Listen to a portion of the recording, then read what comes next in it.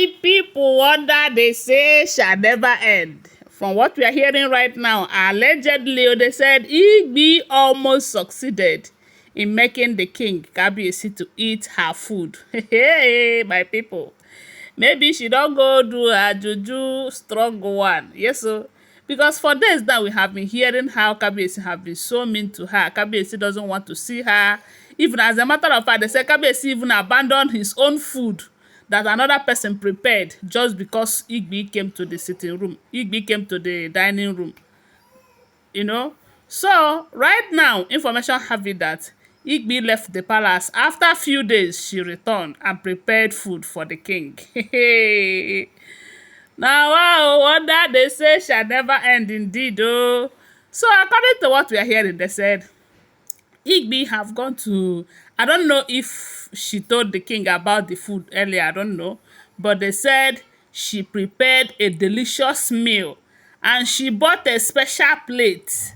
Special plate. This time around is not, she did not use the plates that Kabiyesi used to use, you know. You know, they say Kabiyesi have his own personal shelf and they have the kind of plate that he uses, that they used to serve him food. Igbi went and bought special one, special expensive. They said the plate is when you see it, even if you don't want to eat, upon seeing the plate, as in you would want to test what is inside it. Yes, so to tell you how attractive the plate is and very expensive according to what we are hearing.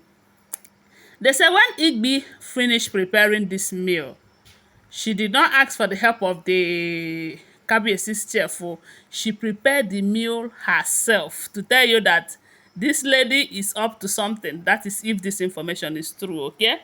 So that is how they said she brought the food to Kabiyesi's chamber, as in to his dining table. You know that Kabiyesi have a dining table where he normally eats. But they said once in a while, during that period that the palace is still sweet, that time that he just married them early, they said most times once in a week or once in 2 weeks that he used to gather with his wives there and they will eat, chat, talk, and all of that. But recently things are no longer like that. Everybody's minding his or her business. So that was where they said Igbi went and kept the food and called the king to come and eat. How Kabiyesi was able to follow Igbi, upon what we have been hearing, is something that we cannot tell. They say Kabiyesi followed her. You know, she was trying to tell Kabiyesi that she made this food with so much love. You know, she wants to tell Kabiyesi that she felt so sorry for all that she have made him go through, that Kabiyesi should eat and enjoy himself. They said, if you see how Igbi was, you know, brainwashing the king to eat with love, that it is made of love and affection. Hey, the Kabiyesi was just looking at Igbi. I don't know how true this information is, but when I was hearing it, I was like, this woman don't go increase the will I say the quantity and the level of the juju and all of that. So they said she was trying to convince the king to eat the food. But something happened to tell you that the king, God still wants you to complete this journey of bringing back Queen Naomi into the palace that he have been doing. Because we all know that if Kabiyesi end up eating that food from Igbi, this issue of finalizing the full moon ritual, maybe it will hold or maybe it will not hold. Yes, if he eventually eats that food. But as God may have it, they said, why she was still preaching the king to eat, that she spent so much time, so much love and money to make the meal for the king, to tell the king how sorry she is and, you know, for his forgiveness. They said Kabiyesi had two visitors.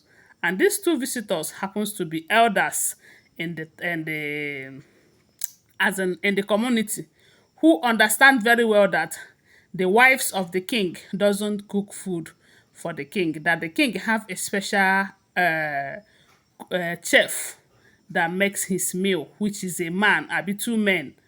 So they say when these two elders came, they directed them to where Kabiesi is, which happens to be that dining section. Then, as they approached that place, they noticed how Igbi was trying to convince the king to eat. They said the king almost sat down to eat though. When one of them asked her, okay, they heard when Igbi said she made the food with so much love. And they said one of them asked the king, when have your wives started preparing food for you? Kabiyesi, they don't understand though. And the second Kabiyesi said food, that he doesn't want to eat any food though. But they said he was about sitting down to eat. Hey, this story, when I was hearing it, I said, now wow. Now wow, but don't forget that these are all alleged unverified information making rounds on social media because I was not there. Oh, now here I hear. So at that point, they said the other elder asked him, how can your wife be making food for you? That is not one of their culture and tradition now. Ha! They say at that point, Kabiyesi was acting like someone that something cleared from his eyes. And he started asking questions. Food. They told him, is this not food prepared by your wife? They overheard her saying that she made this food for you. Kabiyesi was surprised. At that point, Kabiyesi asked Igbi, who asked you to bring food for him? They said the elders too were all surprised. At that point, Igbi wanted to excuse herself to leave them. She doesn't want to open her nyash in the public because they said one of the elders asked her, is it the king that asked you to make the food? She said, no, after all, am I not his wife? Yes, even if it is not their culture for the wife to be making food for him, at least once in a while he is supposed to eat from his wife's pot. After all, he is married to her. That is what they say Igbi started explaining to the elders. And the elders said, no, that it is not supposed to be. That there are many reasons why wives doesn't cook for the king.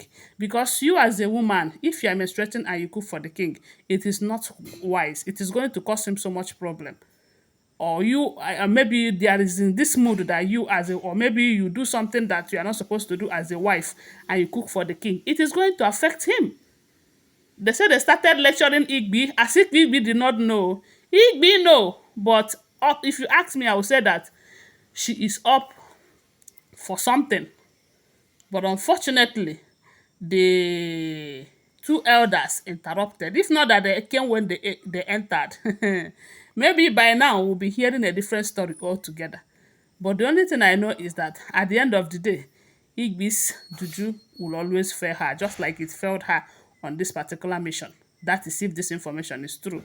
Okay? They say at that point, she wanted to leave. They asked her to come and carry the food, that the king cannot eat the food, that it is against their culture and tradition. That was how they say Igbi carried her food and left in shame. Allegedly, oh, that is what we are hearing. Thanks for watching. Please subscribe to my channel if you're yet to subscribe. If you're a returning subscriber, do well to share and give this video a thumbs up. Okay, thank you so much for watching. Bye. Love you.